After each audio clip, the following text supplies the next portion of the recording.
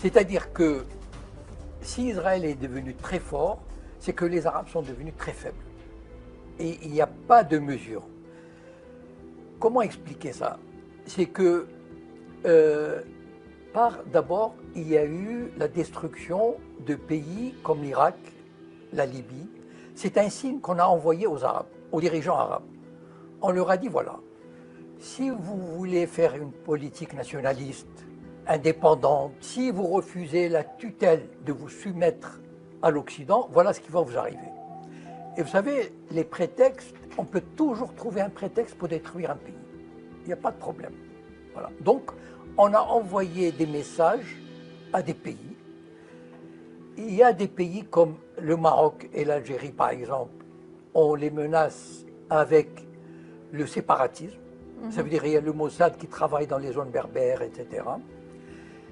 Il y a l'Égypte qui est menacée d'asphyxie si elle ne collabore pas encore plus avec Israël.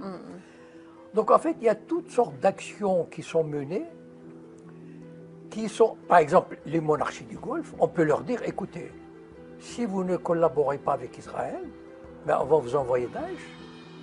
Vous tenez à vos trônes, vous tenez à vos privilèges, vous tenez aux richesses accumulées à New York, à Genève, à Paris. Collaborez. Sinon, on vous confisque vos biens et on vous envoie Daesh. Donc en fait, ils sont dans une position de faiblesse.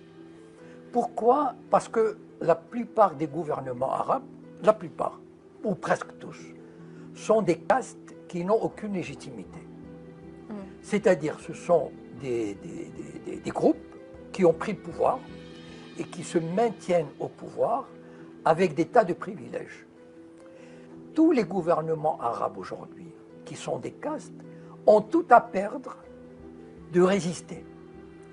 Et on a montré aux pays arabes que résister, faites attention, résister peut vous coûter cher, peut vous coûter la peau, peut vous coûter vos fortunes, vos trônes.